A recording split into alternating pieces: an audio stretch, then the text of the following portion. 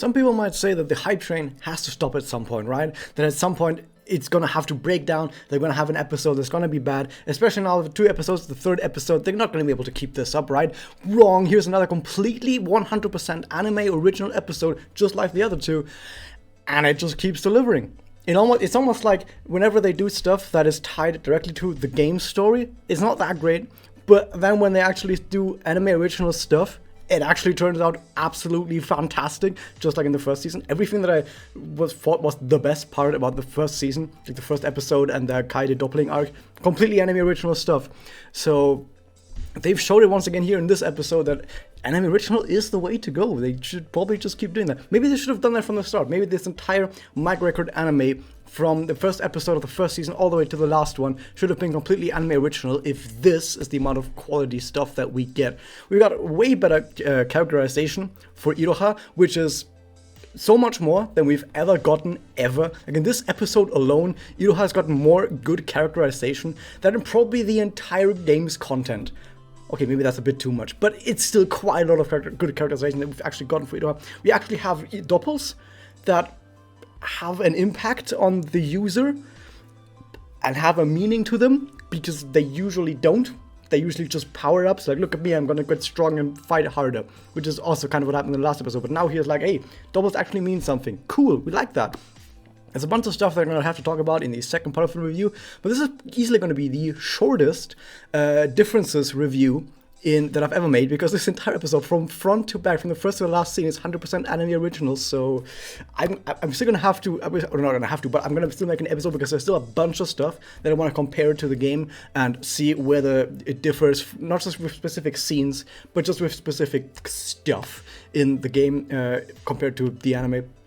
However, now talking just about what we've seen in this anime from the perspective of an anime only, here's the thing. I know a lot of people that know the game story, they often say that, yeah, doubles don't really mean anything, but I've said to anime onlys, if you only watch the anime, it's at least strongly being hinted at the entire time that doubles are kind of scary. The first time we see a double with Iroha doppling, she tries to attack her friends at the very end of that. Then we get the Kaede doppling and getting scared and running away and becoming a member of Wings of Magias and stuff like that. So we see that, yeah, there's some negative stuff.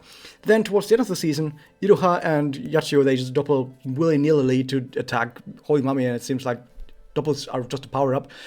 However, we're still at least being told and hinted at all the time that there's bad stuff, and now we're actually seeing a lot of more bad stuff. So I think to most anime onlys, it really will seem like, yeah, you probably shouldn't double. You probably should try to not actually give in to your double, not actually try to fall into what Iroha fell into right here. So we're making progress in actually making doubles what they're supposed to do. I can already also tell you that every single double in the game has a description, and the description for Iroha's double is basically exactly the way that Iroha's double works and acts in this show. So they're doing a really good job. Really good job. The only thing I can say is that this episode kind of makes me sad.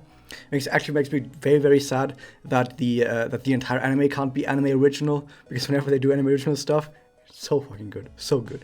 Also, there is also an actual ED, like an ending now, that I'm gonna have to make an entire video about as well. I would just say that it's one of the gayest things I've seen in Madoka Magica, and that's saying a lot.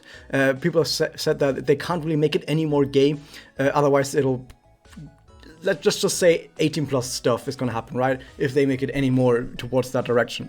However, like I said, I want to see more than this. I do think though that next episode we're gonna go back to main story stuff, like actual game story stuff, which kind of makes me a little bit sad that it's probably gonna happen, but still, I am now a lot more hyped than I was before, thinking that, oh, the second half of the story is not that great, we're not gonna see that much good stuff now in the anime, and now we have this. So yeah, that was my quick fire, very short review of this episode, because I want to make the first part a lot faster, a lot quicker, to the point, and then the second part is where I go in depth, scene by scene, showing you what happens where and what happens in the game, or what compares to the game, because there's a bunch of references. Once again, they always have a whole bunch of references, some really cool references actually this time as well to the game. So we're gonna dig into all of those references, we're gonna dig into the ED, but for now, hope you guys enjoyed this. Hit that subscribe button, ring the bell, and I'll see you guys next time.